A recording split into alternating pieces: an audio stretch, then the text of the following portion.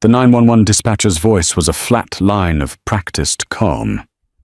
911, what's your emergency? A pause. Then a voice, smooth as polished granite, accustomed to command.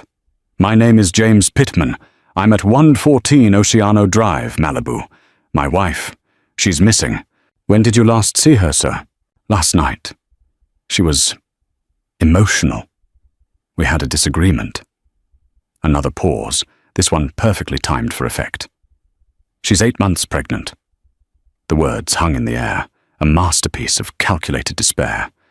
But beneath the performance, there was no tremor, no fear.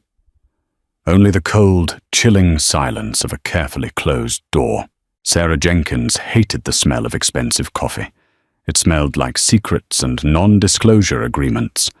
As a reporter for the Los Angeles Tribune, she'd sat in enough sterile Beverly Hills offices to know that the richer the man, the more bitter the brew. She stared across her cluttered desk at the tip that had come in through the paper's anonymous hotline. Linda Johnson Pittman. Missing. Pregnant. Chloe Vance. Aspiring actress. Signs multi-picture deal with Phoenix Pictures. Same week.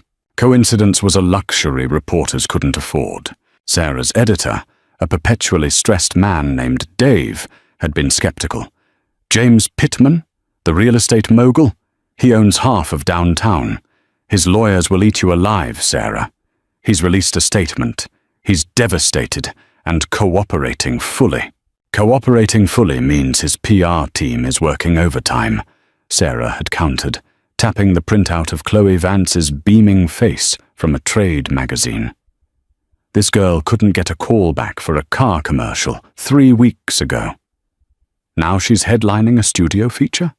A studio that, by the way, just received a massive infusion of capital from a private equity firm, a firm where James Pittman is a silent partner. Dave had sighed, running a hand through his thinning hair, but he'd given her the green light. Just don't get her sued.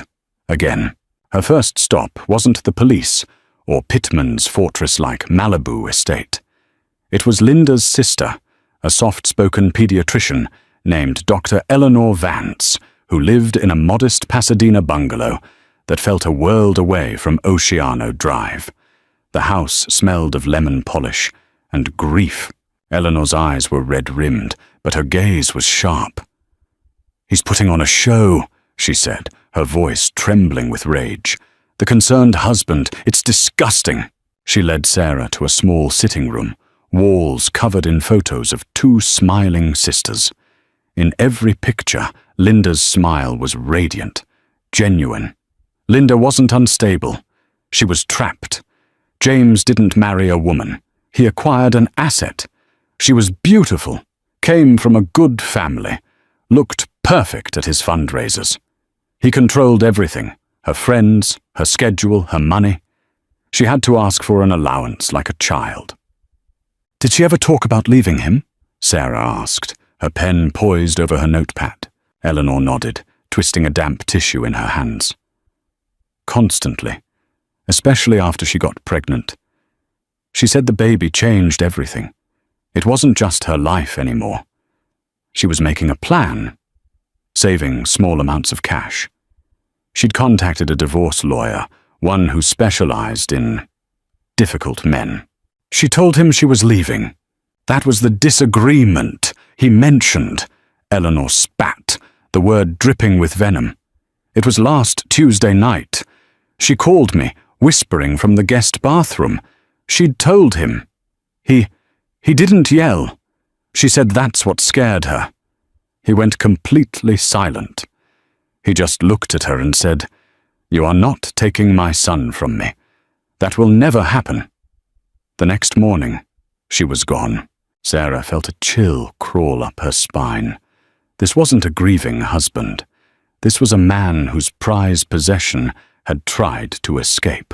As she drove back toward the city, the LA skyline hazy with smog, Sarah thought about Linda Pittman.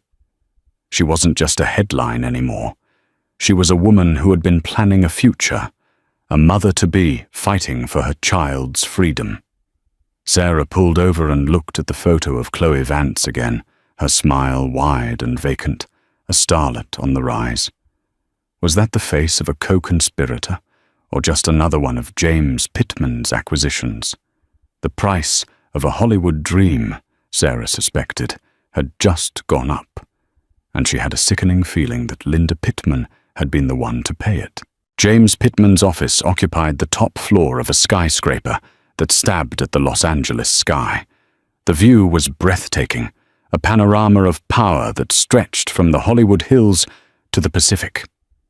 Pittman himself was part of the landscape, impeccably dressed in a tailored suit, his silver hair perfectly coiffed, his smile a weapon of disarming charm. "Ms. Jenkins, thank you for coming," he said, extending a hand. His grip was firm, his eyes a piercing blue that seemed to assess her worth in a single glance.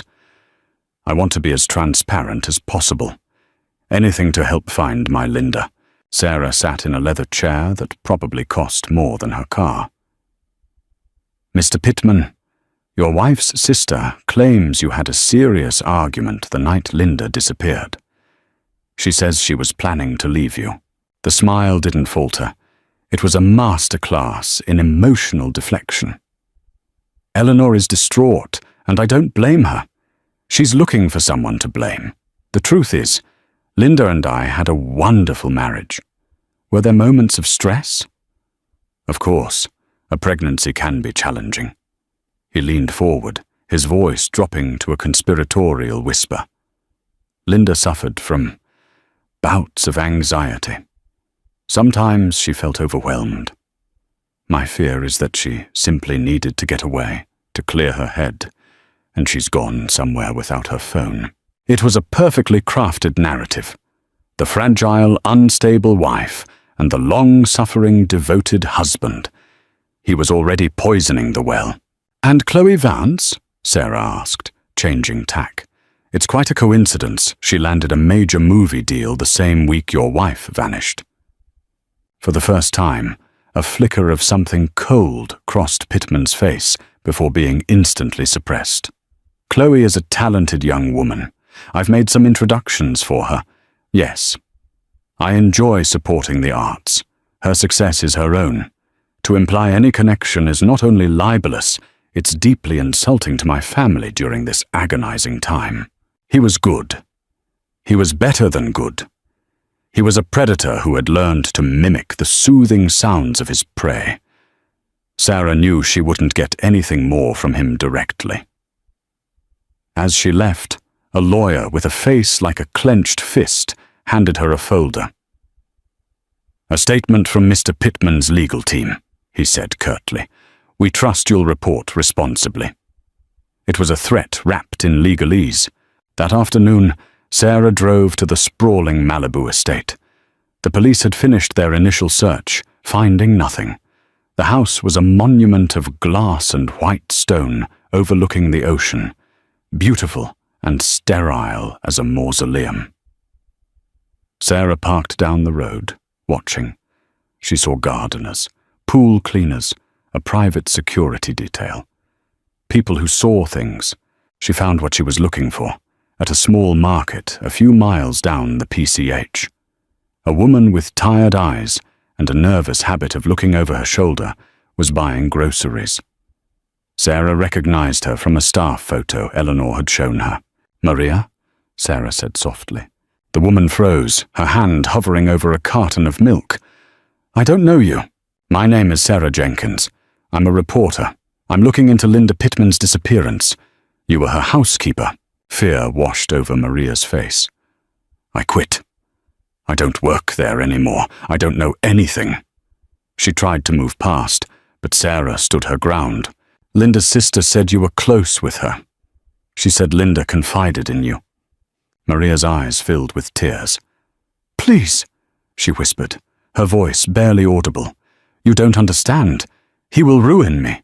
He will ruin my family. Just leave it alone." She grabbed her basket and practically ran from the store. But Sarah had seen the truth in her eyes. Maria didn't just know something. She was terrified of it. She was the vanishing witness. And James Pittman wasn't just covering up an affair. He was burying a crime. The foundation of his perfect life was built on a lie, and Sarah could feel the first hairline crack beginning to form. The Chateau Marmont was a Hollywood institution, a place where secrets were currency. Chloe Vance had agreed to meet Sarah there, in a secluded bungalow surrounded by lush greenery. It was a power move, designed to put Sarah on the back foot. Chloe was even more stunning in person, with the kind of manufactured perfection that casting directors adored. She wore a simple white dress, but on her it looked like couture. She sipped an iced tea, the picture of unbothered success. "I have 10 minutes, Chloe said, her voice a practiced, breathy purr. "My agent is screaming at me for even talking to you." "Then let's not waste them," Sarah replied, opening her notebook. "Tell me about your relationship with James Pittman." Chloe laughed, a tinkling sound that held no humor. "He was a mentor. He believed in my talent when no one else did." "Is that what he calls it now?" Sarah pressed, her tone sharp. "He's a married man whose pregnant wife is missing, and you, his protégé, suddenly get the role of a lifetime from a studio he's financially backing. It looks bad, Chloe." The starlet's facade cracked. A flash of genuine anger lit her eyes. "What are you implying? That I had something to do with that? That's insane. James is a generous man. My deal was in the works for months. It has nothing to do with her." She said the last word, as if it were an obscenity. "Then why can't anyone in the industry find a record of this production company, Phoenix Pictures, before last month?" Sarah countered, leaning in. "Why was it funded by a blind trust that traces back to the Cayman Islands? A trust that James Pittman has used before to hide assets during contentious business deals." Chloe's composure began to fray. Her hand trembled slightly as she set her glass down. "I'm an actress. I don't know anything about finance. I sign where my agent tells me to sign." "Your agent, who you just hired 2 weeks ago.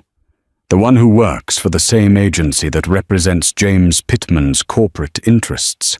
It was a direct hit." Chloe paled. The cool, confident actress was gone, replaced by a scared young woman who had waded into waters far too deep. "James told me she was leaving him," Chloe whispered, her voice losing its polish. "He said she was unstable, that she was going to use the baby to destroy him. He said he needed to protect himself, his assets. Protect his assets." Sarah's blood ran cold. "Is that what he called his wife and unborn child?" "I didn't ask questions," Chloe snapped, her fear turning back into defiance. "This town is full of powerful men with complicated lives. You do what you have to do to get ahead. I got my shot. I'm not going to let you or anyone else take that away from me." She stood up abruptly, her chair scraping against the stone patio. "This interview is over. My lawyer will be in touch if you print a single word of these lies." As Chloe hurried away, she fumbled with her purse. A small, jewel-encrusted keychain fell to the ground. Sarah picked it up. It was a custom piece, a small golden phoenix with ruby eyes. An extravagant gift. A thank you for a job well done. Or, Sarah thought with a grim certainty, payment for services rendered. Chloe wasn't the mastermind, but she was a link in the chain. She had rehearsed her lines for this meeting, but Sarah had pushed her off script, and in that moment of panic, she had revealed the plot. James Pittman wasn't just protecting his assets, he was liquidating a liability. Finding Maria Sanchez was like trying to catch smoke. She had paid her last month's rent in cash, disconnected her phone, and vanished. Her former neighbors in Santa Monica knew nothing. Sarah spent days chasing down cold leads, the pressure from her editor mounting with every unanswered call. James Pittman's legal team had already sent a cease and desist letter, a glossy, expensive warning shot. Sarah felt like she was hitting a wall, one built of money and influence. Then, a breakthrough came from an unexpected source. Linda's sister, Eleanor. Maria's cousin works as a cleaner at my clinic, Eleanor told Sarah over the phone, her voice a hushed rush of excitement. Maria called her from a payphone. She's scared. She took her son and went to stay with family in Arizona, a little town called Bisbee. Bisbee, Arizona, was a former copper mining town nestled in the Mule Mountains, a place where people went to disappear. It was a 6-hour drive from LA, a journey from the heart of the beast to its forgotten periphery. Sarah didn't tell her editor where she was going. This was off the books. She found Maria in a small, dusty, clapboard house on a street overlooking a vast, open-pit mine. The woman who answered the door looked 10 years older than the one Sarah had seen in the market. Fear had etched deep lines around her eyes. "Please go away," Maria said, trying to shut the door. Her young son clung to her leg, peering at Sarah with wide, curious eyes. "Maria, I'm not here to cause you trouble," Sarah pleaded, putting a hand on the door. "I'm here because Linda doesn't have a voice anymore. You might be the only one who can speak for her. For her and her baby. The mention of the baby was the key." Maria's resolve crumbled. She let Sarah in. The house was sparse, but clean, the air thick with the smell of brewing coffee and fear. They sat at a small kitchen table, Maria's hands wrapped around a chipped ceramic mug. For a long time, she was silent. Then, the words came flooding out, a torrent of confession she had been holding back for weeks. "That last night, it was bad," she began, her voice shaking. "Worse than ever. I was finishing in the kitchen. I could hear them in the living room. Mrs. Pittman, Linda. She was so calm. She told him she had a lawyer, that she was leaving, and she was taking the baby. She said she didn't want his money, just her freedom." Maria paused, taking a shuddering breath. "He didn't shout. He was quiet. I heard him say, 'You think you can just walk away?' With my son?" Then I heard a sound. A thud. And Mrs. Pittman cried out. Not a scream, just a gasp of pain. Tears streamed down Maria's face. I peeked through the door. He had her by the arms, shaking her. She was on the floor. He was standing over her, and his face, Dios mío, it was not human. It was pure rage. He looked at her belly and said, "You will not take him from me. I will burn everything to the ground before I let you do that." Maria buried her face in her hands, her shoulders shaking. He saw me. Just for a second. He saw me in the crack of the door. The next morning, his security man came to my house. He gave me an envelope with $10,000 in cash. He said I was a good worker, but my services were no longer needed. He said my family back in Mexico would be very sad if something happened to their funding. It was not a suggestion. It was a promise. Sarah's heart pounded in her chest. This was it. This was the testimony that could tear down James Pittman's empire of lies. But it was also the word of a terrified, undocumented woman against a billionaire. "Maria, will you tell the police this?" Sarah asked gently. Maria looked up, her eyes filled with a profound, soul-deep terror. "He will destroy me, señorita. He will find me. He will do to me what he did to her." Sarah knew she was right to be afraid. But as she looked at this brave, broken woman, she also knew she couldn't let that fear be the final word. She had found her vanishing witness.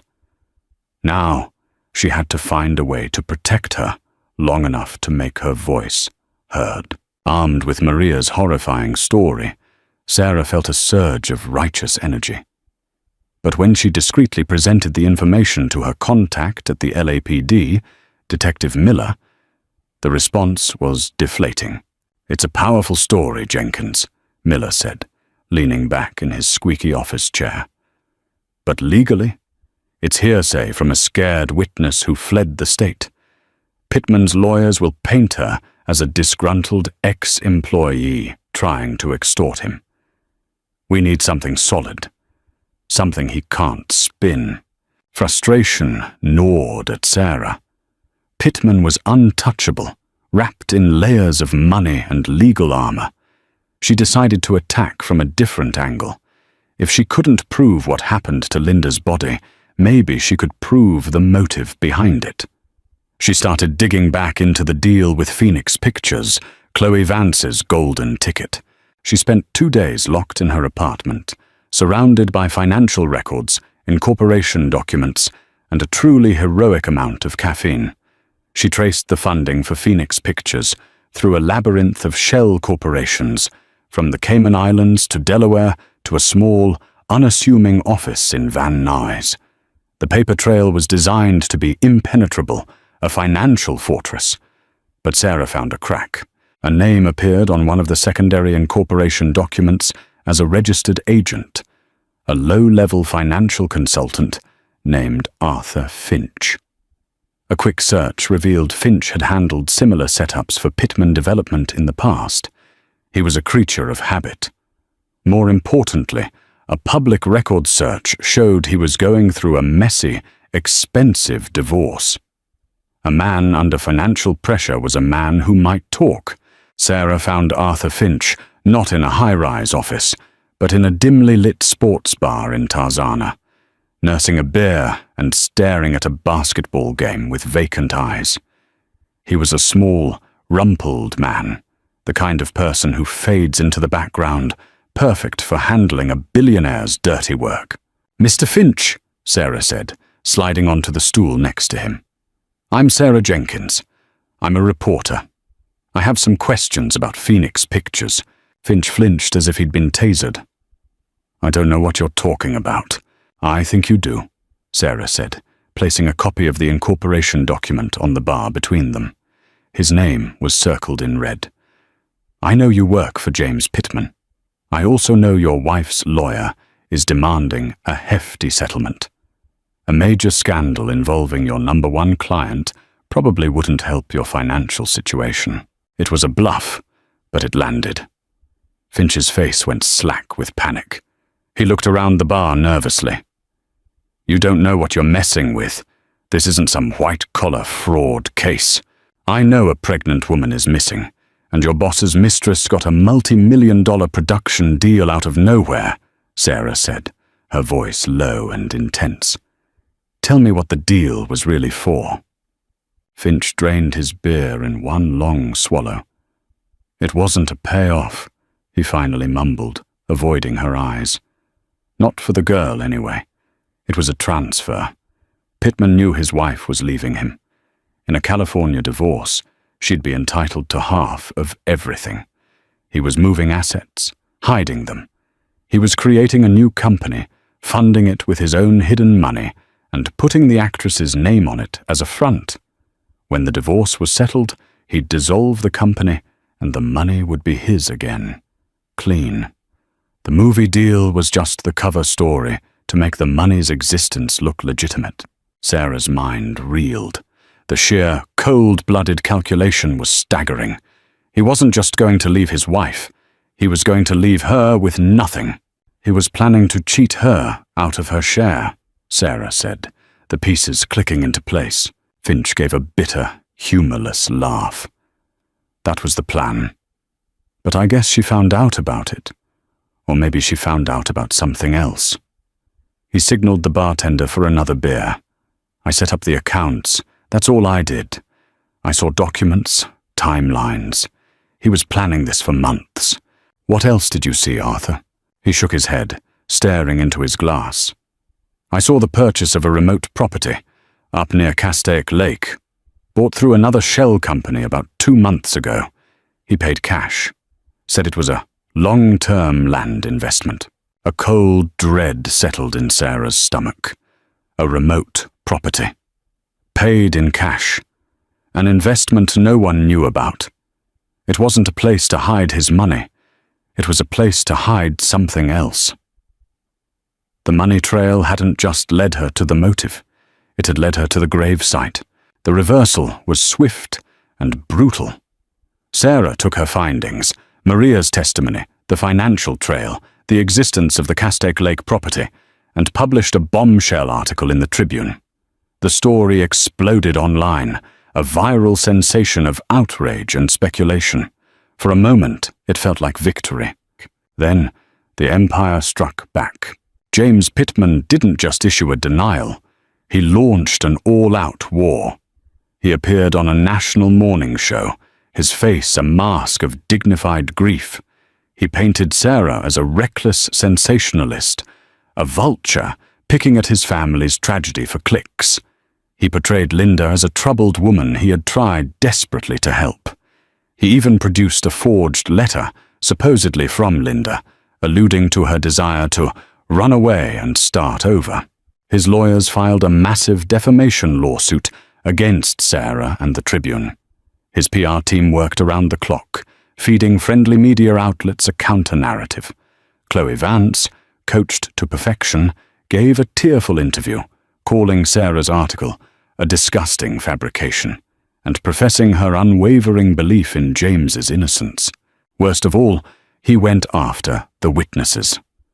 A story appeared in a rival paper detailing Arthur Finch's messy divorce and accusing him of embezzlement from a former client, a story clearly planted by Pittman's team. Finch immediately recanted his statement to Sarah, claiming she had harassed him and twisted his words. And Maria, they found her. An anonymous tip was made to Immigration and Customs Enforcement. Maria and her son were picked up in a raid. She was in a detention center, facing deportation. Her testimony was now worthless, the word of a so-called illegal alien with a grudge. Sarah was reeling. Her editor, Dave, was facing immense pressure from the paper's owners. They want to settle, Sarah. They want to print a retraction. Your career is on the line here. His pockets are deeper than God's. She felt the walls closing in. The public, swayed by Pittman's media blitz, was turning against her. The comments on her article were filled with vitriol, accusing her of destroying an innocent man. She had shown her hand, and he had countered with a royal flush of power and deceit. He hadn't just denied her story. He had systematically dismantled it, witness by witness, fact by fact, until she was the one who looked like the liar. One evening, sitting alone in her apartment, the city lights twinkling mockingly outside, Sarah felt a profound sense of despair. She had failed Linda. She had made things worse for Maria. Pittman was going to get away with it. He was too rich, too powerful, too ruthless. She pulled out all her notes, spreading them across the floor, a chaotic map of her investigation. She stared at the picture of Chloe Vance, her perfect, lying face. Something Finch had said echoed in her mind. It wasn't a payoff. Not for the girl, anyway. What did that mean? The production deal was the cover story for the money transfer. But why Chloe? Why her specifically? There were thousands of aspiring actresses in LA. Why was she so important to this whole charade? Sarah's eyes fell on the photo she'd taken of the keychain Chloe had dropped at the Chateau Marmont. The golden phoenix with ruby eyes. It was an expensive custom piece. She had assumed it was a gift. But what if it wasn't? On a hunch, she started searching for high-end custom jewelers in Beverly Hills. It was a long shot. But after hours of calling, she found a jeweler who recognized the design.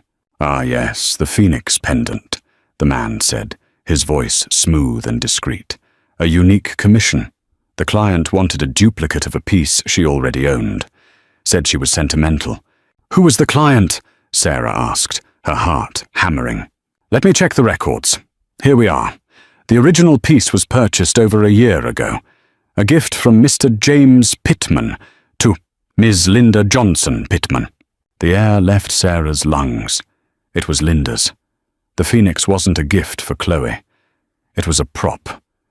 Chloe wasn't just playing the role of a starlet, she was playing the role of Linda. The entire deception was more intricate, more personal, more twisted than she could have ever imagined. Chloe didn't just have a contract, she had Linda's jewelry. And what else did she have? In that moment, Sarah knew. The key to everything wasn't with the witness who saw the crime, but with the woman who was paid to help erase the victim. The knowledge that Chloe was wearing a copy of Linda's jewelry rewired the entire investigation for Sarah. This wasn't just a financial cover-up, it was a psychological one. James was replacing his wife, piece by piece, with a younger, more compliant model. He wasn't just hiding a crime, he was rewriting reality. This gave Sarah new leverage. She called Chloe, her voice calm and steady. "I know about the Phoenix keychain, Chloe. I know it was Linda's. I know he had a copy made for you. What else of Linda's did he give you? Her clothes? Her car? Did he ask you to practice her signature?" There was a sharp intake of breath on the other end of the line, followed by a choked silence. Sarah had hit a nerve. "Meet me," Sarah said. "An hour. The coffee shop on Larchmont. Come alone. This is your one and only chance to get out in front of this." Chloe was there, huddled in a corner booth, wearing oversized sunglasses and a scarf that did little to hide her terror. The confident starlet was gone, replaced by a ghost. "He's crazy," Chloe whispered, as soon as Sarah sat down. Her hands were shaking so badly she could barely hold her cup. "I thought he was just controlling. But this is something else." "Tell me everything," Sarah commanded. Chloe began to talk, the words spilling out in a desperate rush. The movie deal was a sham, just as Finch had said. But there was more. James had become obsessed with her. He made her dye her hair closer to Linda's shade. He bought her clothes from the same designers Linda preferred. The Phoenix keychain was the final, terrifying straw. "The night Linda disappeared," Chloe said, her voice dropping to a near-inaudible whisper. "He called me. He was different. Not his usual calm, collected self. He was agitated, breathing heavily. He said, 'It's done. The problem is handled. Now you just need to be ready to play your part.'" I thought he meant the movie deal. I thought he meant he'd finalized the divorce. Sarah leaned closer. "Did he say anything else?" Chloe's eyes darted around the coffee shop. "He was ranting. He said she'd threatened to go to the press about his business dealings, about the fraud. He said she thought she could ruin me. Nobody ruins me. And then he said something I'll never forget." She took a shaky breath. He said, "I took her up to the new property, to our special place. She loved the view. It's the last thing she'll ever see." The confession hung in the air between them, ugly and undeniable. It was circumstantial, but it placed him at the remote property with his wife on the night she vanished, and it provided a chilling motive beyond the divorce. "Why are you telling me this now, Chloe?" Sarah asked, her gaze unwavering. "Because yesterday, one of his lawyers visited me," she said, tears welling in her eyes. "He gave me a new script. It was a statement for the police, a false alibi for James. It said I was with him that whole night. He wants me to perjure myself. He told me that my contract has a morality clause, and if I don't cooperate, my career, my reputation, everything will be gone.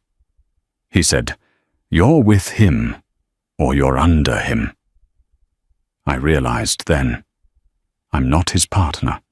I'm just his next victim. She had been bought and paid for, and now her owner was coming to collect." "Do you have any proof of that phone call?" Sarah asked, her mind racing. Chloe hesitated, then nodded slowly. I record all my calls with agents and producers. It's a habit, to protect myself from bad deals. I was so scared after he called, I never deleted it." Sarah felt a jolt of adrenaline, sharp and fierce. It was the missing piece, the one thing James Pittman couldn't spin, couldn't buy, couldn't bury. "Give it to me, Chloe," Sarah said. "Give it to me, and I can give you a way out. Not a perfect way, but a path back to your own life. Not the one he's built for you." Chloe looked at Sarah, her face a battleground of fear and a desperate, burgeoning hope. She reached into her purse and pulled out a small, slim smartphone, placing it on the table between them. It was the devil's bargain, her Hollywood dream in exchange for her soul. And she had finally chosen her soul. Sarah didn't go to the LAPD. Miller was a good cop, but the department was compromised by Pittman's influence. Instead, she went to the one place she knew was hungry enough and powerful enough to take on a titan like James Pittman, the U.S. Attorney's Office. She met with an assistant U.S. attorney named Mark Sandoval, a sharp, ambitious prosecutor who had made a name for himself taking down corrupt politicians. In his sterile federal office, Sarah laid out everything. Maria's eyewitness account of the assault, the fraudulent financial trail leading to Phoenix Pictures, the purchase of the Castaic Lake property, and finally, Chloe Vance's recording. She played the audio file. James Pittman's voice filled the quiet room, agitated and raw, stripped of its usual polished charm. "It's done. The problem is handled. She thought she could ruin me. Nobody ruins me. I took her up to the new property. It's the last thing she'll ever see." Sandoval listened, his face impassive. When it was over, he was silent for a full minute. Then he looked at Sarah and gave a single, sharp nod. "We have him." The fallout was immediate and overwhelming. Armed with a federal warrant, FBI agents, not LAPD, descended on the Castaic Lake property. It was a large, undeveloped parcel of land, rugged and isolated, with a single, half-finished foundation for a house overlooking the water. It was a beautiful, lonely place to hide a terrible secret. The media got wind of the raid, and suddenly news helicopters were circling overhead like vultures. Sarah stood on the perimeter with her editor, Dave, who now looked at her with a mixture of awe and terror. The narrative had flipped. James Pittman's carefully constructed image was shattering in real time. For hours, the forensic teams worked under the harsh California sun. They brought in ground-penetrating radar and cadaver dogs. Sarah's stomach was in knots. This was the moment of truth. If they found nothing, she was finished. Pittman would crush her. Then a shout went up from the team near the foundation. The dogs were barking, frantically digging at a patch of freshly disturbed earth, tucked away behind a retaining wall. The agents swarmed the area. They dug carefully, painstakingly. Sarah watched through a pair of binoculars, her heart pounding against her ribs. She saw them pull away a thick tarp. Underneath it, something else. It was small, a wooden box, a child's toy chest, intricately carved. A detective opened it. Sarah couldn't see what was inside, but she saw the man recoil, turning away to compose himself. Another agent gently closed the lid. It wasn't what they were looking for, but it was a message. A sick, twisted memorial from a man who saw his own son as a possession. The digging continued, and then, late in the afternoon, they found her. Linda Johnson Pittman was buried in the cold, hard dirt of the land her husband had bought to be their special place. That evening, FBI agents arrived at Pittman's downtown office. They didn't knock. They streamed out of black SUVs, wearing tactical vests, and strode into the lobby of his skyscraper, their faces grim and determined. The cameras were rolling as they escorted a stunned James Pittman out in handcuffs. The mask was finally gone. There was no charm, no control, just the blank, impotent rage of a monster who had been cornered, He looked directly into a news camera, his eyes searching, and Sarah knew he was looking for her. He had been beaten, and he knew exactly who had done it. The siege was over. The king had fallen. The trial of James Pittman was a media circus. It was the story of the decade: wealth, betrayal, and cold-blooded murder. But for Sarah, sitting in the courtroom every day, it was about one thing: getting justice for Linda. The prosecution, led by Mark Sandoval, was methodical. They built their case brick by brick. They brought in Arthur Finch, who, now free from Pittman's influence, detailed the entire financial scheme to defraud Linda in the divorce. They put Chloe Vance on the stand. She was no longer a starlet. She was a woman haunted by her choices. With a trembling voice, she told the jury about Pittman's manipulation, his obsession, and the terrifying phone call. When Sandoval played the recording, a collective gasp went through the courtroom. Pittman's own words, dripping with rage and possession, condemned him. The most powerful moment came when Maria Sanchez testified. The U.S. Attorney's Office had granted her immunity and protection in exchange for her testimony. She walked to the stand with a quiet dignity, no longer a frightened refugee, but a woman reclaiming her voice. She looked directly at James Pittman and described the brutal assault she had witnessed, her voice clear and unwavering. She spoke of Linda's kindness, of her dreams for her baby. She gave Linda the voice she no longer had. Pittman's defense was aggressive but hollow. They tried to paint Chloe as a scorned lover, Maria as an opportunist, and Sarah as a fame-hungry journalist.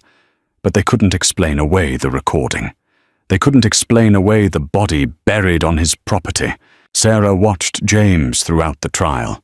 He remained impassive, arrogant, convinced his power would still somehow save him. He seemed to believe he was the real victim, a man brought low by treacherous women. The jury was out for less than 6 hours. The verdict came back: guilty, on all counts, murder in the first degree. A wave of relief so profound it almost buckled. Sarah's knees washed over her. Across the courtroom, she met Eleanor's gaze. Linda's sister was crying silently, tears of grief and gratitude. Justice hadn't healed the wound, but it had cauterized it.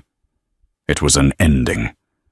A final, definitive statement that Linda's life had mattered.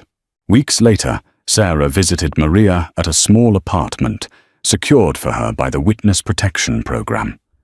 Her son was playing with toys on the floor, laughing freely. "You're safe now," Sarah said. "Because of you," Maria replied, her eyes full of warmth. "You saw me when everyone else looked away. You gave me courage." Sarah left feeling a sense of peace she hadn't felt in years. She hadn't just broken a story. She had helped restore a small piece of the world's moral balance. Her last stop was the coast. She drove out to a bluff overlooking the Pacific, not far from the house where Linda had lived. The ocean was vast and endless. She thought about Linda, a woman she'd never met but had come to know so intimately. She thought about her resilience, her quiet fight for freedom. The story was over. But the echoes of Linda's strength, of Mariah's courage, and of Chloe's difficult redemption would stay with her forever. She had done more than write a headline. She had ensured a legacy. In the end, justice found its way through the labyrinth of power and money. James Pittman will spend the rest of his life in a prison cell, a king confined to a concrete box. Chloe Vance, after cooperating fully, received a reduced sentence for her role in the financial cover-up. She left Hollywood behind, seeking a quiet life far from the spotlight she once craved. Maria and her son were granted asylum, free to build a new life on the foundation of her incredible bravery. And Sarah Jenkins? She wrote a book about Linda's story, a tribute to the woman whose fight for freedom cost her everything but inspired so many. It became a testament to the fact that no one is truly untouchable, that truth can be a formidable weapon, and that one person's voice, amplified by courage, can indeed topple an empire. Linda Johnson, Pittman got her justice, and in doing so, gave countless other women a renewed sense of hope and the strength to find their own second chances. He was a king in a glass castle, a man who moved markets with a single word. That night, Liam Crestwood was about to sign a deal worth $10 billion a deal that would secure his legacy forever. The contract was signed, the champagne was poured. But then a voice no louder than a rustle of silk cut through the noise of his victory. A waitress, a woman he hadn't even noticed, leaned in close and whispered fatal words that shattered his world. She said, "The deal is rigged." And in that instant, the king's castle began to crumble as the billionaire's face turned deathly pale. The air in Aurelia, a restaurant so exclusive it didn't have a sign, was thick with the scent of old money and new absorption. It smelled of truffle oil vintage Bordeaux and the silent, ferocious hum of power. At its gravitational center sat Liam Crestwood, a man sculpted from ambition and tailored Italian wool. At 42, he possessed the kind of sharp, predatory handsomeness that made rivals nervous and investors compliant. His empire, Crestwood Capital, was a titan of venture capitalism, and tonight he was closing the largest acquisition of his career. Across the table, Silas Corbin smiled, his teeth a little too white, his charm a little too slick. Silas was the CEO of Viridian Dynamics, the company Liam was about to absorb for the staggering sum of $10 billion. The prize was Viridian's Helios Core technology, a revolutionary form of decentralized energy production that promised to make the global power grid obsolete. It was the future, and Liam was buying it. To the future, Liam, Silas toasted, raising his glass of Chateau Margaux. And to a partnership that will redefine the 21st century. Liam inclined his head, a minimalist gesture that conveyed agreement without betraying enthusiasm. He was a man of control of calculated risks and exhaustive due diligence. His team, led by the sharpest minds from MIT and Stanford, had spent 6 months tearing apart Viridian's data. They'd run every simulation, stress-tested every projection, and vetted every patent. The Helios Core was by all accounts perfect. A flawless diamond. To the future. Liam echoed his voice, a low baritone that commanded attention. The crystal glasses chimed a sound that to him represented the final lock clicking into place. The deal was done. The wire transfers were scheduled for the morning. His chief legal counsel, seated to his right, slid a heavy, leather-bound portfolio across the mahogany table. "Just the final signature, Mr. Crestwood," the lawyer murmured, offering a gold Montblanc pen, like a scepter. Liam took the pen. The weight of it was familiar, comfortable. He uncapped it, the quiet click barely audible over the restaurant's hushed symphony. His eyes scanned the final paragraph, a formality he never skipped. His world was one of details of fine print, where fortunes were won and lost. Everything was in order.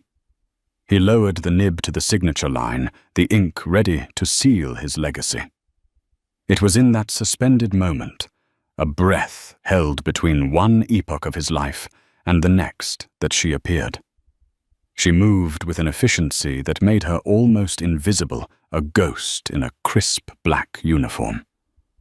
Her job was to be unobtrusive, to refill water glasses and clear plates without disturbing the flow of conversation. He had not registered her face, her presence, or anything about her all evening. She was simply part of the room's impeccable service. As she reached to clear away a bread plate beside him, She leaned in her head close to his shoulder. Her proximity was a minor breach of protocol, but he assumed she was about to ask a standard question. Instead, her voice, a quiet, urgent whisper, found its way directly into his ear, bypassing the noise of the celebration. It was a voice that held no deference, only a cold, hard clarity. "Don't sign it," she said. Liam's hand froze an inch above the paper. His focus, once laser-sharp on the contract, fractured. He turned his head slightly, his eyes meeting hers for the first time. She wasn't looking at him with the awe or fear he was accustomed to. Her eyes, a startling, intelligent grey, were fixed on his with an unnerving intensity. They held a warning, a plea, and a deep, simmering anger. He felt a flash of irritation. A prank. A stunt by an evil. He was about to dismiss her with a cold glare, to have her removed and fired. But then she spoke again, her lips barely moving, her voice so low it was a vibration more than a sound. "The deal is rigged," she told him quietly. And as the 5 words registered something in their simple, terrifying certainty, bypassed his defenses. It wasn't the accusation itself. He'd heard baseless claims and corporate espionage tactics 100 times. It was the way she said it. The utter lack of doubt. The quiet desperation that spoke not of malice, but of truth. "The Helios core has a fatal flaw. A ghost in the machine," she added, her gaze unwavering. He buried it deep. Ask him about Protocol 0. And then, just as quickly as she appeared, she straightened up the bread plate in her hand. To everyone else at the table, it looked like a moment of routine service. Silas was still smiling, his lawyers were chatting amongst themselves. No one else had heard. No one else had seen the exchange. But Liam Crestwood, the man who prided himself on seeing every angle, on anticipating every move, felt a sudden chilling drop in the pit of his stomach. A cold dread, alien and unwelcome, crept up his spine. Protocol 0. The phrase was specific, technical. It wasn't the rambling of a crank. It was a key. He looked at Silas Corbin, whose smile hadn't wavered. But now, filtered through the waitress's warning, Liam saw it differently. The charm seemed predatory, the confidence a little too polished. He looked down at the contract, at his name, waiting to be written. The $10 billion deal. His legacy. A flawless diamond. Or was it a perfect, glittering fake? He slowly, deliberately capped the Mont Blanc pen. The click echoed in the sudden silence of his mind. "Gentlemen," Liam said, his voice perfectly level, betraying none of the chaos erupting within him. "There's a minor detail I'd like to re-verify before we conclude." Across the table, Silas Corbin's smile tightened just a fraction of a degree. It was almost imperceptible, but Liam saw it. And in that moment, the billionaire's face, a mask of confident authority, just seconds before, turned pale. The shift in the room's atmosphere was immediate and seismic, though only 2 men were truly aware of it. To the lawyers and executives, Liam Crestwood's sudden pause was a quirk, a final bout of meticulousness from a famously thorough man. But to Silas Corbin, it was a threat. "A minor detail, Liam," Silas asked, his voice a smooth balm, intended to soothe any hesitation. "My team and yours have been over this with a fine-tooth comb for months. I assure you, every I is dotted." Liam met his gaze, his own expression now an unreadable granite wall. The initial shock had been replaced by a cold, controlled fury. Fury at himself for potentially missing something, and a deeper, more dangerous fury at the possibility of being played for the fool. "Nevertheless," Liam said, his tone leaving no room for argument. He slid the portfolio back to his lawyer. "My team will reach out to yours in the morning to clarify a technical query. We'll postpone the final signature until then." It was a power move, a declaration that he was still in control. The Crestwood Capital legal team, though confused, nodded in assent. The Viridian executives exchanged uneasy glances. Silas Corbin's mask of affability held, but his eyes had gone cold and hard like chips of ice. The celebratory mood had evaporated, replaced by a tense, unspoken uncertainty. Liam stood. "Thank you for the dinner, Silas. I look forward to concluding our business." He offered a handshake that was firm, correct, and utterly devoid of warmth. As he walked away from the table, his security detail falling into step behind him. His mind was a maelstrom. Protocol 0. The phrase echoed a discordant note in the symphony of his success. Who was that woman? How could she possibly know something that his army of analysts had missed? His lead security officer, Ben Carter, a former SAS soldier with a face that looked like it had been carved from a block of wood, opened the door to the armored Maybach. "Everything all right, sir?" Ben asked, his voice a low rumble. He was one of the few people who could sense the subtle shifts in Liam's demeanor. "No," Liam said, sinking into the plush leather. "Everything is not all right." He looked back at the restaurant. He had an urge to storm back in, to find the waitress and demand answers. But that would be a public spectacle, a sign of weakness. He needed to be smarter. "Ben," Liam said, as the car pulled silently into the rain-slicked New York street. "The waitress who served our table tonight, the one with grey eyes, maybe 5'7" brown hair tied back. I need to know who she is. I need to know everything about her, discreetly, and I need the information before sunrise." "Consider it done," Ben replied without hesitation. As the Maybach sped through the city, Liam replayed the moment in his head. The whisper, the warning, the name, Protocol 0. It sounded like a failsafe or a self-destruct command. Something hidden. Something buried. He pulled out his phone and made a call to the head of his due diligence team, a tech prodigy named Kenji Tanaka. "Kenji," Liam said, his voice sharp, "run a search through all the Viridian data, every file, every line of code, every footnote in the patent filings. I'm looking for a specific term, Protocol 0. I don't care what you have to do. I want an answer in 1 hour." Back in his penthouse overlooking Central Park, Liam shed his jacket and tie, pacing the vast minimalist space. The city lights glittered below a kingdom he had built. But for the first time in years, he felt a profound sense of vulnerability. He had built his empire on information, on knowing more than the other guy. Tonight, a complete stranger, a waitress, had slipped through his defenses and told him his entire world was a house of cards. An hour later, Kenji called back, his voice strained. "Sir, I've run the search. It's strange.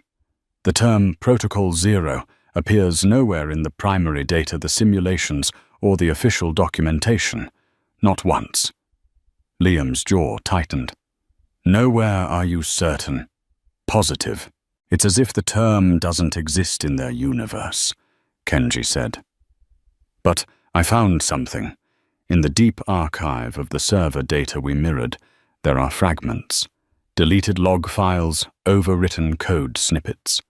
In a few of those corrupted fragments, the string PZ appears. It's always associated with catastrophic failure simulations. Every time the Helios core model goes critical in these old buried tests, the PZ string is in the event log right before the system flatlines. But the files are heavily corrupted. It's like someone tried to digitally shred them." He buried it deep. The waitress's words, a chill ran down Liam's spine. It was real. Something was there. Just then his secure messaging app chimed. It was Ben. The message contained a single file. Liam opened it. It was a dossier. The waitress's name was Chloe Sterling. The file contained a recent photo, her address in a modest Queens neighborhood, her employment history. She was a temp working for a high-end hospitality agency. On the surface, she was nobody. Just another face in the city's anonymous workforce. But Ben had dug deeper. He had found her family history. And that's when Liam Crestwood's blood ran cold. Chloe Sterling was the only daughter of Dr. Alistair Sterling, a brilliant but obscure physicist who had died 5 years ago from a sudden heart attack. The report noted that Dr. Sterling was the co-founder of a small tech startup 30 years ago, a company that specialized in theoretical energy research. The name of that company was Viridian Dynamics, and his original partner, the man who bought him out for a pittance just before the company started developing its core technology, was Silas Corbin. Liam stared at the screen, the pieces clicking into place with horrifying clarity. This wasn't a random act. This wasn't corporate espionage. This was personal. He looked at Chloe Sterling's photo again. The same intelligent, intense grey eyes stared back at him. They were the eyes of a woman who had lost everything. The eyes of a woman seeking not just to warn him, but to find justice.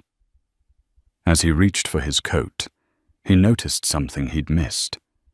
In his haste to leave the restaurant, he'd pocketed the cloth napkin from his place setting. As he pulled it out, a small folded piece of paper fell from its folds. It was a corner of an order slip torn from a notepad. On it, written in neat, precise script, was a single line of alphanumeric code and a short message. ILFH 387Z4. The original key. He won't have changed it. It's the only thing of my father's he was ever afraid of. Liam now had a name, a motive and a key. The hunt had begun. He buzzed Ben Carter on the intercom. "Ready the car," he said, his voice like ice. "We're going to Queens." The address in Queens led them to a 5-story walk-up, a pre-war brick building with tired-looking fire escapes clinging to its facade. It was a world away from Liam's polished Manhattan existence. The air here was a mix of street food and damp pavement. This was a place of survival, not victory. "You want me to go up, sir?" Ben asked, parking the inconspicuous sedan across the street. "No, I'll go myself," Liam said, stepping out of the car. "Wait here. Keep the engine running." He needed to do this alone. A man like him arriving with security would look like intimidation. He needed answers, and he sensed that Chloe Sterling would only give them if he came to her on her own terms, as a man seeking truth, not as a billionaire demanding it. He found apartment 4B and knocked. The door was old, the paint chipped. For a long moment, there was no answer. He was about to knock again when he heard the sound of a deadbolt sliding back. The door opened a few inches, held by a chain. In the sliver of space, he saw one of Chloe's grey eyes, wary and assessing. "Mr. Crestwood," she said. It wasn't a question. Her voice was as calm and steady as it had been in the restaurant. "Miss Sterling," he replied, his tone formal. "May I come in?" "I believe we have something to discuss." She studied him for another 10 seconds, her gaze sweeping over him, judging his intentions. Finally, she closed the door, unlatched the chain, and opened it fully. "I have about 15 minutes before my next shift," she said, stepping aside. The apartment was small, meticulously clean, and sparsely furnished. The main room served as a living room, dining room, and office. One wall was dominated not by a television, but by a massive corkboard covered in a chaotic web of notes, diagrams, photographs, and printouts, all connected by colored string. It was the kind of evidence board a detective would build for an unsolved case. At its center was a faded photograph of a kind-faced, bespectacled man standing proudly next to a much younger Silas Corbin. "That's my father, Doctor Alistair Sterling," Chloe said, following his gaze. "And that is the man who destroyed him." She gestured towards a small, worn table with 2 chairs. "Tea?" "No, thank you," Liam said, remaining standing. He held up the piece of napkin. "You gave me this. ALFH 387Z4. You called it a key."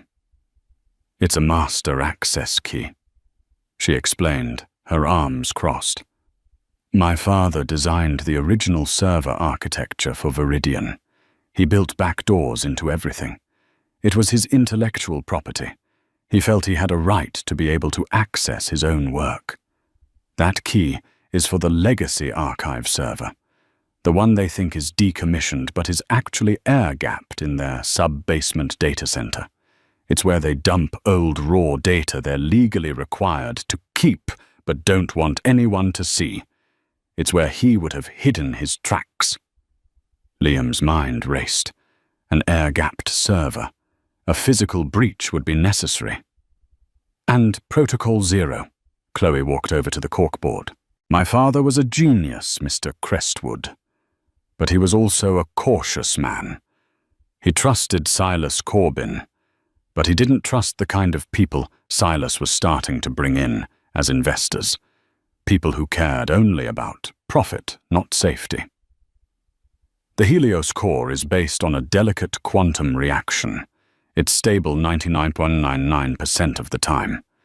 But my father discovered an anomaly, a rare set of energy input conditions that could cause a cascading failure in the containment field." She tapped a complex equation scrawled on an index card.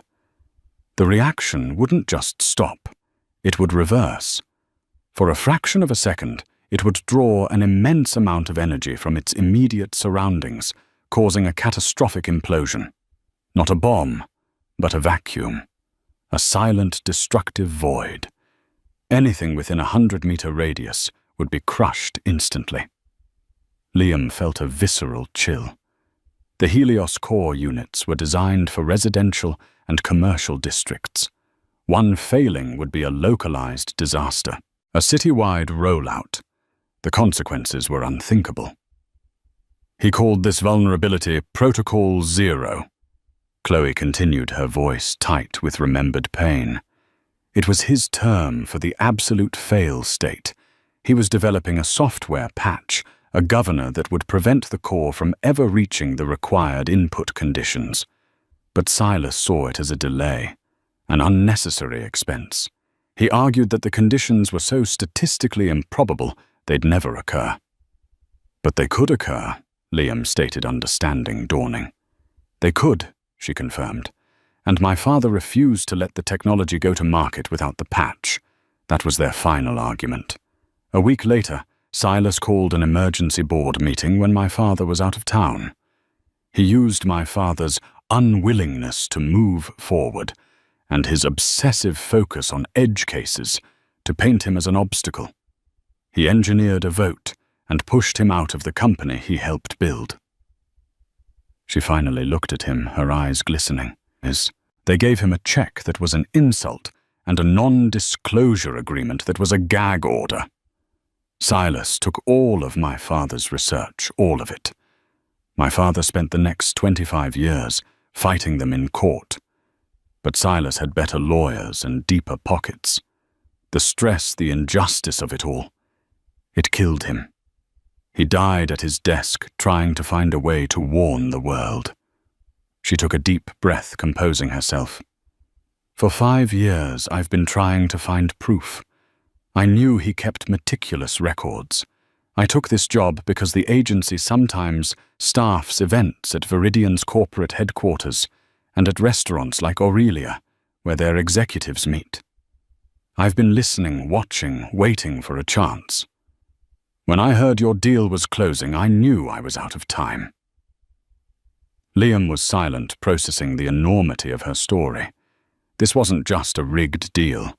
It was a conspiracy, decades in the making, built on a foundation of betrayal and a potentially catastrophic lie. "Why warn me?" Liam finally asked. "Why not go to the press?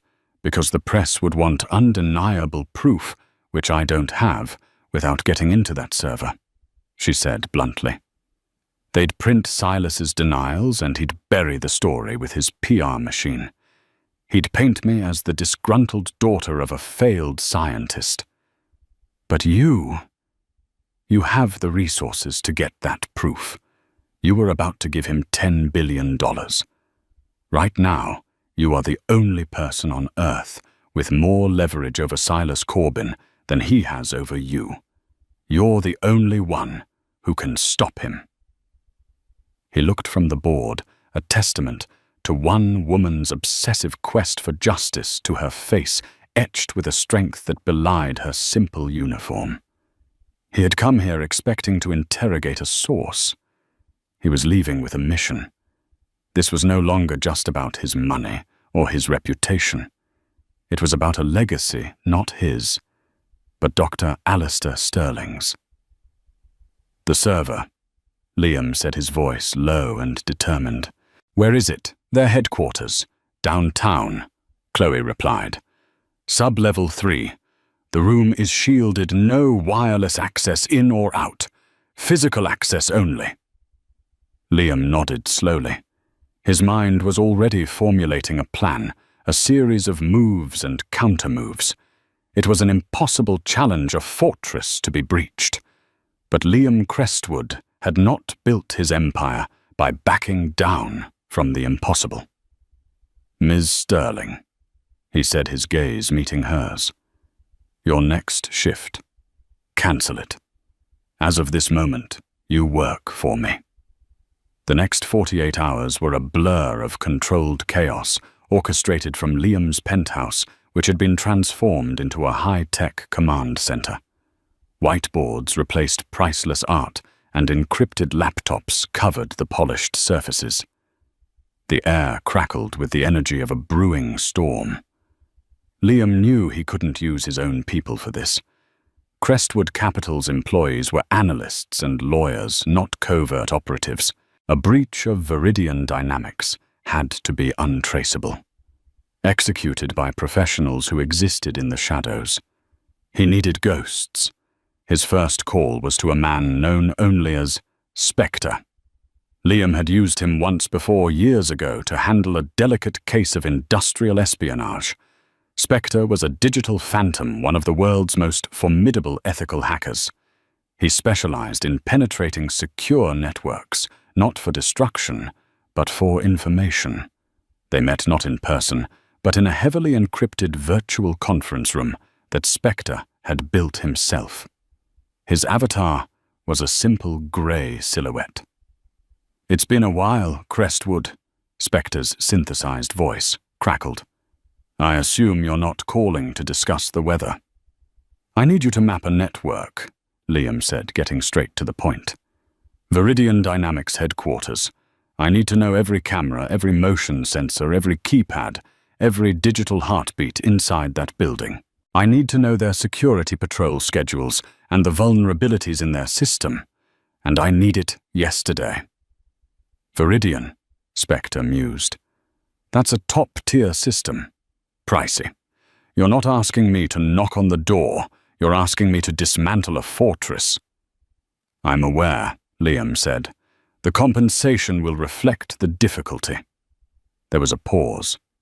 "Send me the preliminary data you have. I'll take a look. If it's doable, my price is non-negotiable." The second piece of the puzzle was physical. For that, Liam relied on Ben Carter. "Ben," he said, pointing to a blueprint of the Viridian Tower laid out on his table. "I need someone who can walk through walls. Someone who knows alarm systems, pressure plates, and magnetic locks like they're a second language. Ben nodded, his expression unchanging. I know a guy. Name's Julian Pines. Used to do acquisitions for a different kind of company. Specialized in item retrieval from uncooperative collections. He's retired, but he listens when I call. Get him, Liam ordered. While Ben made the call, Liam turned his attention to Chloe. She was no longer a waitress. She was the mission's chief intelligence officer. Seated at a terminal, she navigated through a digital archive of her father's old research notes, which she had painstakingly scanned and preserved over the years. Silas is arrogant, but he's also lazy, she explained, her fingers flying across the keyboard. He wouldn't have reinvented the wheel. The foundation of the current network security will still be based on my father's original architecture. He'll have added layers, of course, but the bones will be the same. She brought up a diagram, a complex flowchart of protocols and firewalls. My father had a philosophical belief in redundancies. He always built in 3 layers of everything. Silas will have fortified the outer 2, but he may have neglected the 3rd innermost layer, assuming no one could ever get that far.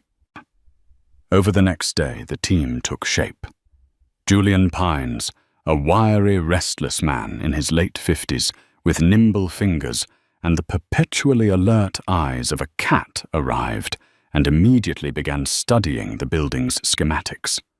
Spectre sent back his initial probe results, a comprehensive map of Viridian's digital defenses, highlighting a potential blind spot in the camera coverage of a maintenance corridor on sub-level 2, lasting for exactly 93 seconds, every 3 hours, during a system diagnostic cycle.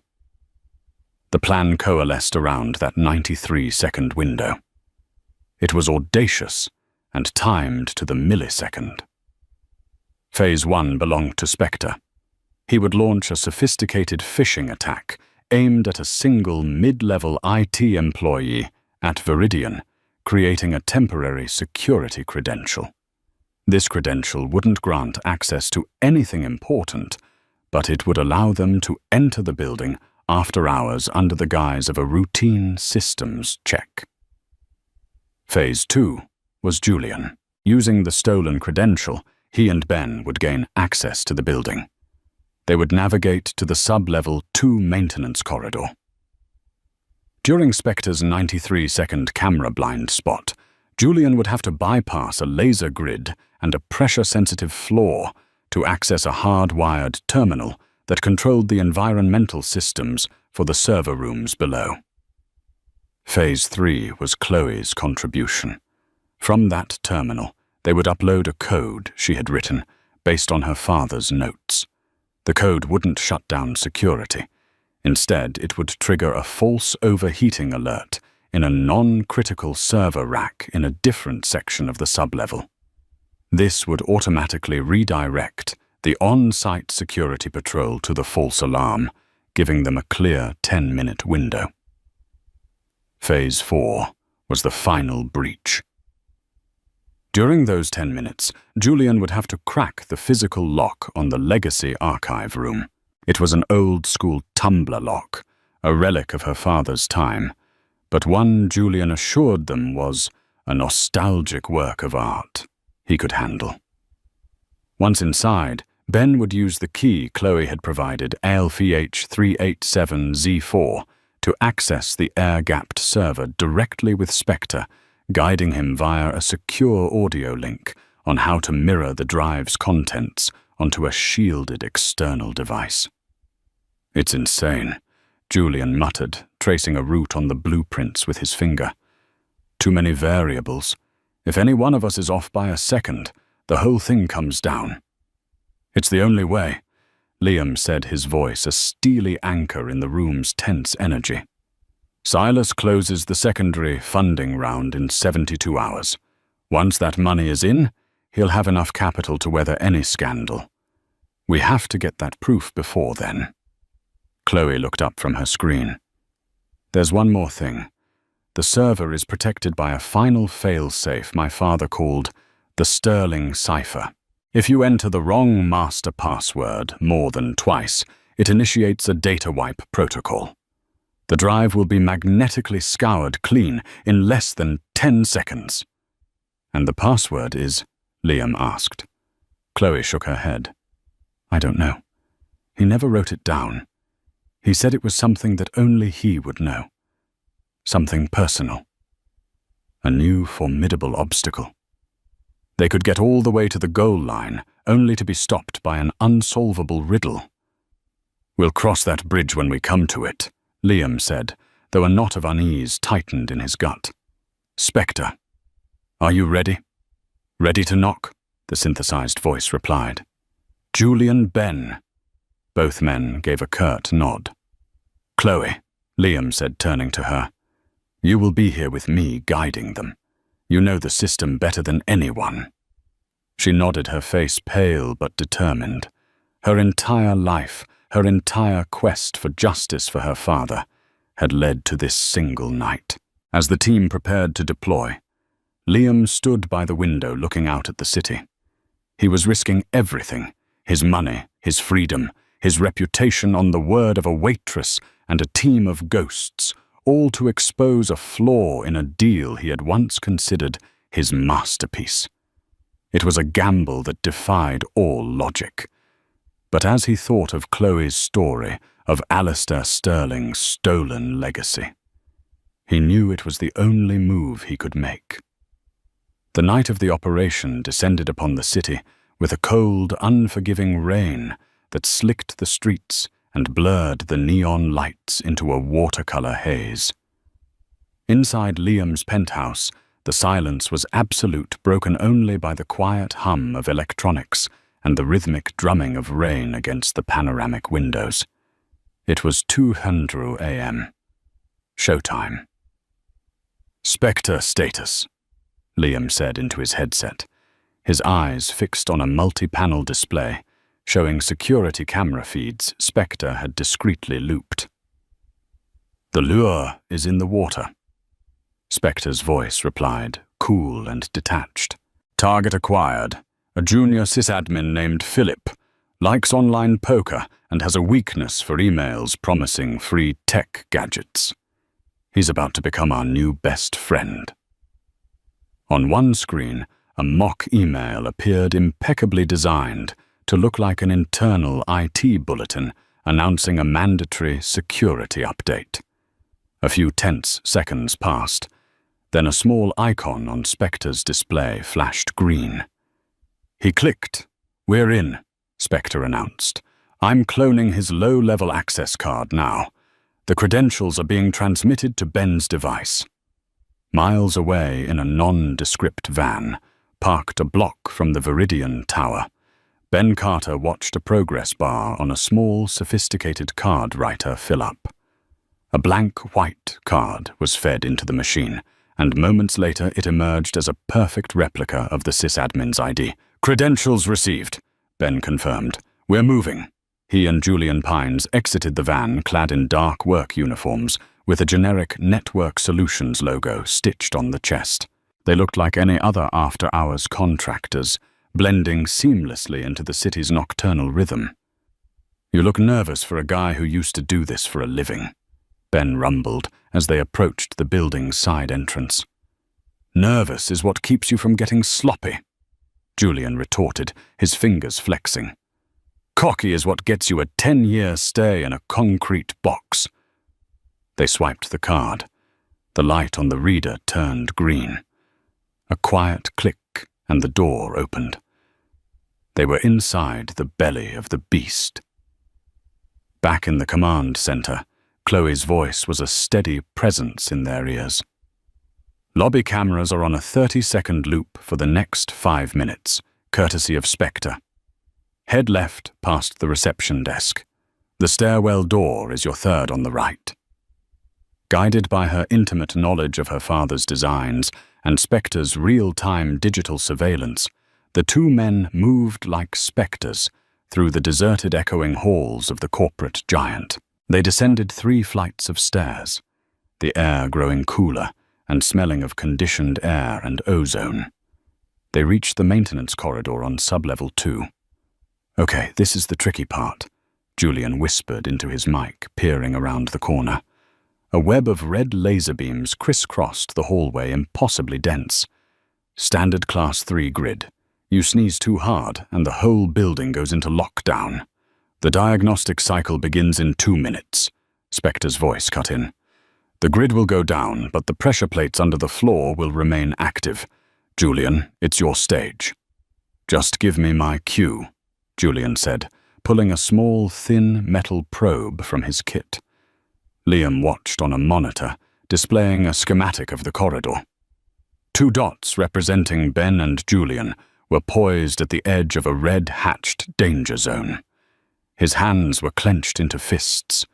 He was a man accustomed to controlling outcomes from a boardroom, moving assets like chess pieces. Now he was a helpless observer, his fate in the hands of others. "Diagnostic cycle initiating in 5, 4, 3, 2, 1. Spectre counted down. "The grid is down. You have 93 seconds. Go!" As the red lasers vanished, Julian sprang into action. He didn't step onto the floor. Instead, he lay on his stomach, using the probe to feel for the edges of the pressure plates under the industrial tile. He moved with a strange, spider-like grace, his body distributing its weight with preternatural skill. It was a painstaking, agonizingly slow process. 30 seconds remaining, Chloe said, her voice strained. "Almost there." Julian grunted, sweat beading on his forehead. He was halfway across. Ben stood guard, a silent, imposing statue. 15 seconds. Julian reached the other side, his hand slapping the wall inches from the hard-wired terminal. He pulled himself up his feet, carefully, finding the safe zones he had identified. 10 seconds, Julian. You have to get clear. He jacked a cable from his wrist-mounted device into the terminal. Uploading Chloe's code now. 5, 4. The upload bar hit 100%. Julian ripped the cable out. 3, 2. He scrambled back across the floor, foregoing finesse for speed, knowing the lasers were about to reappear. He hurled himself the last few feet, rolling into the safe corridor beside Ben, just as Spectre said, 1. The laser grid snapped back into existence with a faint electronic hum. They had made it, with less than a second to spare. A moment later, a new alert flashed on Spectre's screen. "It worked," he announced, a hint of admiration in his voice. "False alarm triggered. Overheating sensor in server room 7B. 2 guards are on the move." He brought up the camera feed, showing 2 security guards jogging down a distant hallway away from their target. "You have your 10-minute window," Spectre said. "The clock is ticking." Ben and Julian moved swiftly down another flight of stairs to the Legacy Archive room. The door was heavy steel with no electronic keypad, only a formidable-looking high-security mechanical lock. "My turn," Julian said, a grin finally touching his lips.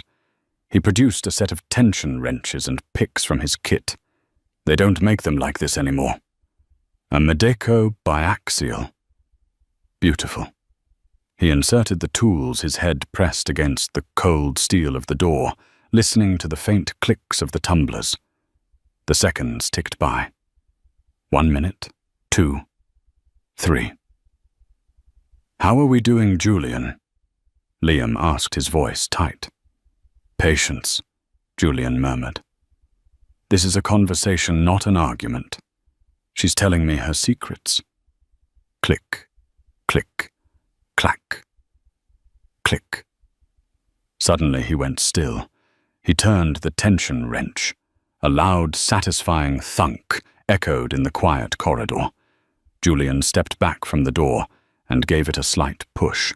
It swung inward, revealing a dark, cavernous room, filled with towering racks of old magnetic tape reels and dormant server towers. "We are in," Ben reported, his voice flat, but carrying the weight of their victory. He stepped into the room, a powerful flashlight cutting through the darkness. "Chloe, where do we find it?" "Back left corner," she directed. It should be an isolated rack labeled SAR, Sterling Archive Repository. My father had a flair for the dramatic. Ben located the rack. A single black server sat there humming faintly. It was ancient by modern standards, but it was the heart of their entire operation. He connected the shielded drive. "Okay, I'm at the terminal," Ben said. "It's asking for the password, the Sterling cipher." A hush fell over the command center. They had reached the final bridge. "Chloe?" Liam asked softly. She was staring at the screen, her face a mask of concentration. "Something personal. Something only he would know," she whispered to herself, her mind racing through years of memories. His favorite book. His pet's name. My mother's birthday. "We only have 2 shots at this," Ben reminded them. 5 minutes left in our window." Chloe closed her eyes, trying to think like her father. He wasn't a sentimental man in that way. His passwords were always based on logic, on science. A tribute to his heroes. Einstein, Feynman, Hawley. No too simple. Then an image flashed in her mind. Her father, years ago, sitting at their kitchen table, sketching on a napkin. She, a young girl, had asked him what he was doing. "I'm trying to solve the universe, sweetie," he had said with a sad smile. "But I think I'm missing the most important variable." Her eyes snapped open. "Ben?" she said, her voice trembling with a sudden certain insight. "Try this. It's case sensitive. Capital E equals lowercase m c squared. But don't use the number 2. Use the word squared. EM is squared." There was a moment of silence on the other end. Liam held his breath. "Access denied." Ben's voice came back, a hammer blow in the quiet room. "1 attempt remaining." Chloe's heart sank. She was wrong. All this for nothing. The memory was so clear, but maybe she had misunderstood. Despair began to creep in. "The most important variable," she whispered the words catching in her throat. Liam watched her, seeing her hope begin to crumble. He thought back to the corkboard in her apartment, a shrine to her father's memory. He thought about the man she described, brilliant, betrayed, but above all, a father who loved his daughter. "Chloe," Liam said, suddenly, his voice sharp and clear. "You said he was missing a variable. What if it wasn't a scientific one? What if you were the variable?" Chloe looked at him confused. "Think about the equation," Liam pressed. "He was talking to you. What's your name?" "Chloe, what does it stand for?" Her full name. "Chloe Marie Sterling." "CMS." She breathed, her eyes widening in realization.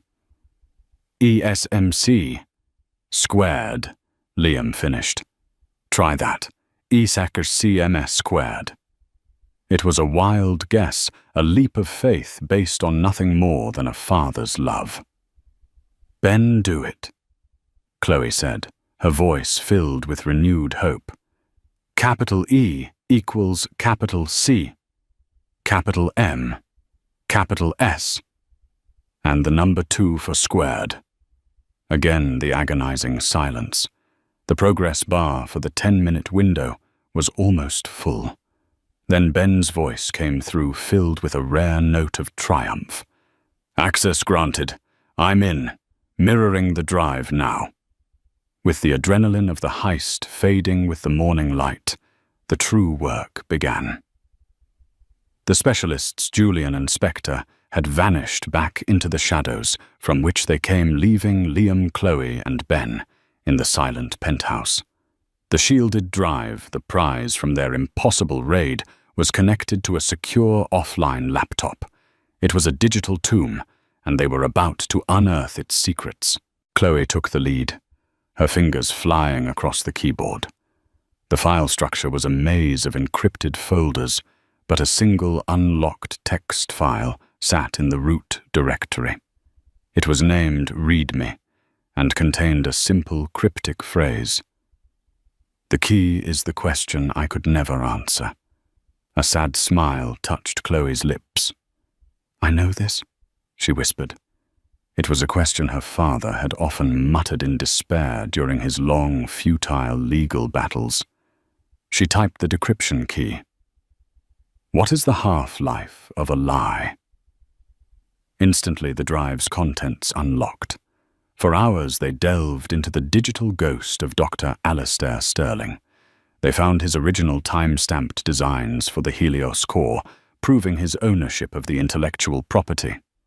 They watched video logs of a brilliant man, his face slowly etched with worry as he spoke of his partner's recklessness. Then they found the folder that would change everything PZ. Inside was the truth, raw and terrifying. It contained a complete simulation model of the Helios core, far more advanced than anything Viridian had disclosed. Following her father's notes, Chloe input a specific sequence of energy fluctuations. He called it a harmonic resonance cascade. She explained, her voice tense. A 1 in a billion chance, according to Solas. On screen, the core's model turned a deep, warning red. A black sphere of influence erupted from its center, and the simulation showed a city block being crushed into nothingness by a silent, catastrophic implosion. The log file was explicit: containment field failure.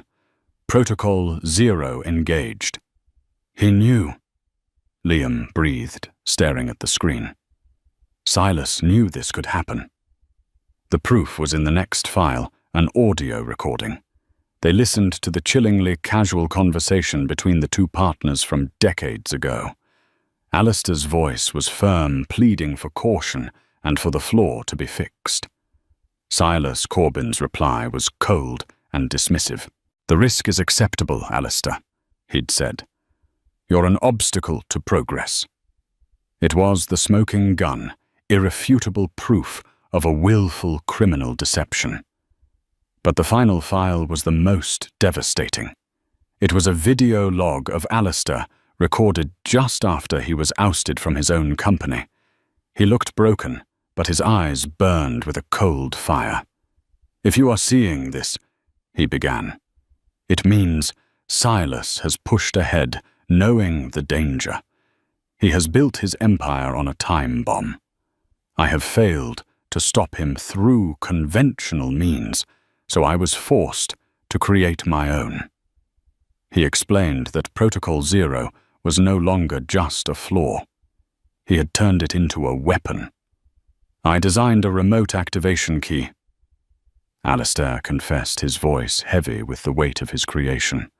"It can send a signal to the entire Helios core network, forcing the harmonic cascade. It will trigger Protocol 0 everywhere, all at once. It is a weapon of mutually assured destruction to be used only as a last resort to prove the danger is real." He looked directly into the camera, a ghost speaking across time. "May God forgive me, but the activation key is embedded within the source code of this very video file." The video ended, plunging the room into a stunned silence. They had not just found proof to expose a fraud.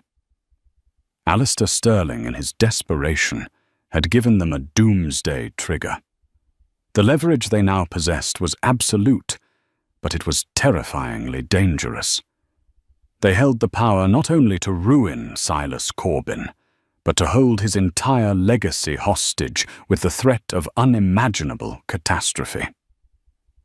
The air in the Crestwood Capital boardroom was glacial. It was 24 hours after the heist, and Liam had summoned Silas Corbin for a final private meeting.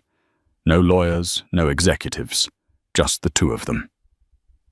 Silas entered with a confident stride, his smile firmly back in place. He clearly believed Liam's minor detail had been resolved and that he was here to receive an apology and a signature. "Liam," he began, extending a hand, "I hope your team's late-night paranoia has been satisfied. Shall we get this deal back on track?" Liam didn't take his hand. He gestured to the chair opposite him at the long obsidian table. "Sit down, Silas." The command was quiet, but it carried a weight that made Silas's smile falter. He sat, his posture stiffening. "There will be no deal," Liam said, his voice flat and devoid of emotion. "Not now, not ever." Silas laughed, a short, sharp sound of disbelief. "What is this? Some kind of last-minute power play to renegotiate the price? It's a bit transparent even for you." "This isn't about the price," Liam replied. He slid a tablet across the table. On the screen was a single image, a faded photograph of a young Alistair Sterling and an even younger Silas Corbin standing proudly in front of a whiteboard covered in equations. Silas stared at the photo, and for the first time, a flicker of genuine fear appeared in his eyes. He looked up at Liam, his face pale. "I don't know what you think, I've been to the Sterling Archive repository." "Silas," Liam cut him off, his voice like chipping ice. "I've seen Alistair's logs. I've seen his original designs. And I've seen the full unredacted simulation for Protocol 0. The name hit Silas like a physical blow. The blood drained from his face, leaving behind a waxy grey pallor. He opened his mouth, but no words came out. He looked for the first time in his life, utterly and completely defeated. "He told you," Silas whispered, his voice hoarse. "That crazy old man. He warned you." "He didn't have to," Liam said, leaning forward. "His data speaks for itself. The flaw is real. You knew about it. You buried it and built an empire on a lie that could kill thousands of people."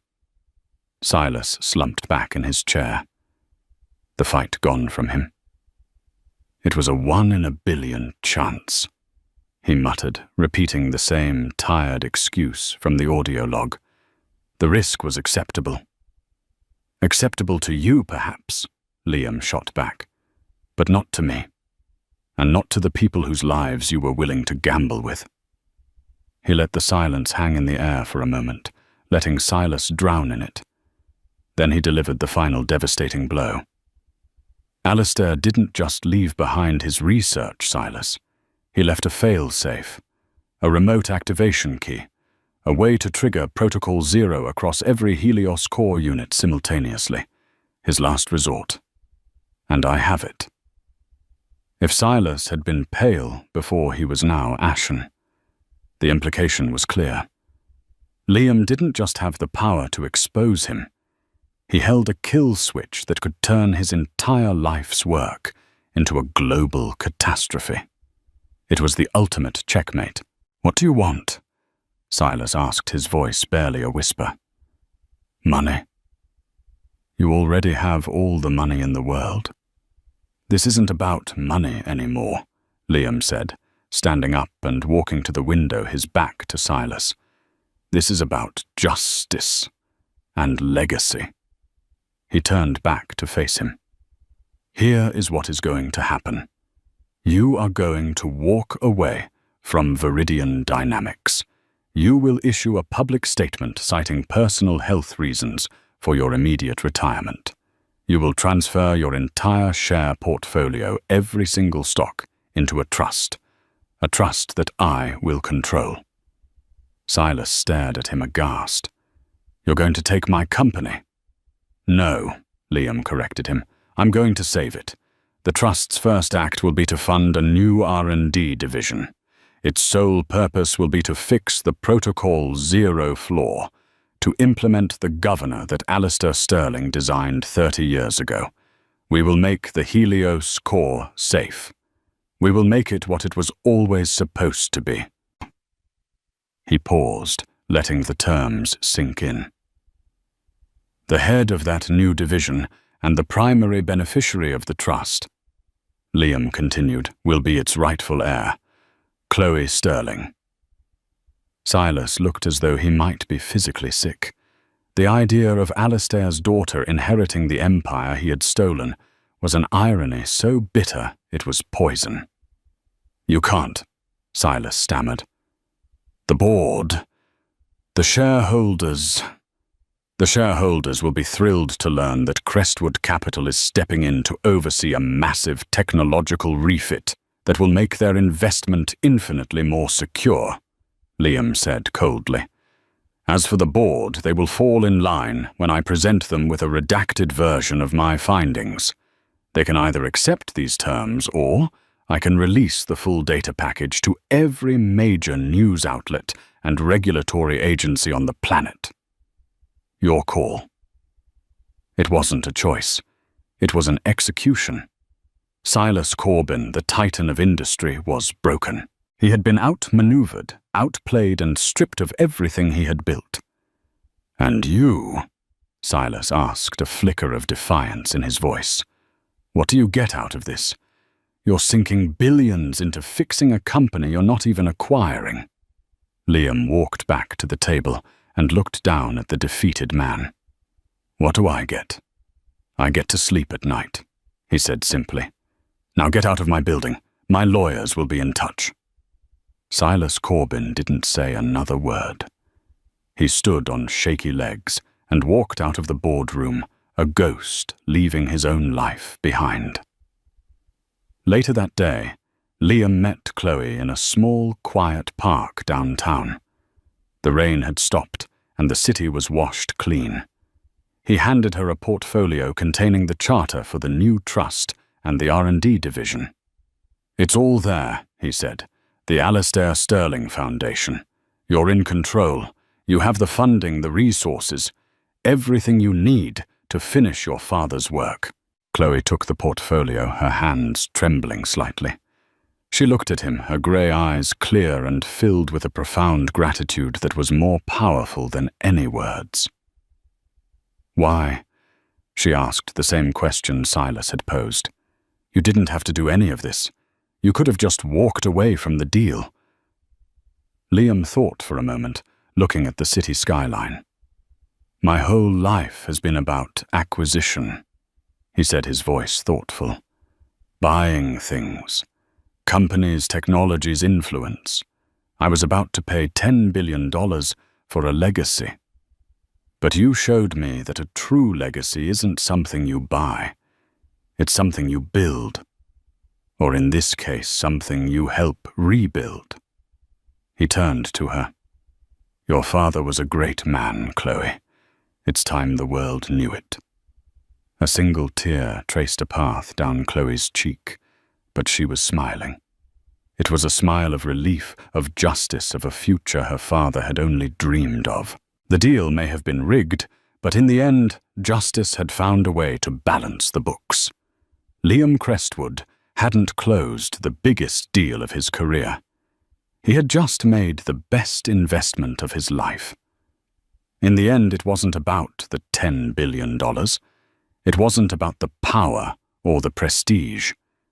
It was about a quiet whisper in a loud room, a warning that forced a billionaire to look past the balance sheets and see the truth. Liam Crestwood thought he was buying the future, but Chloe Sterling taught him that he had a responsibility to fix the past.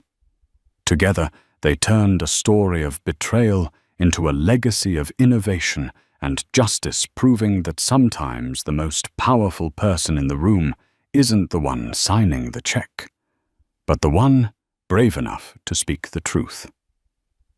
What did you think of Liam's final move?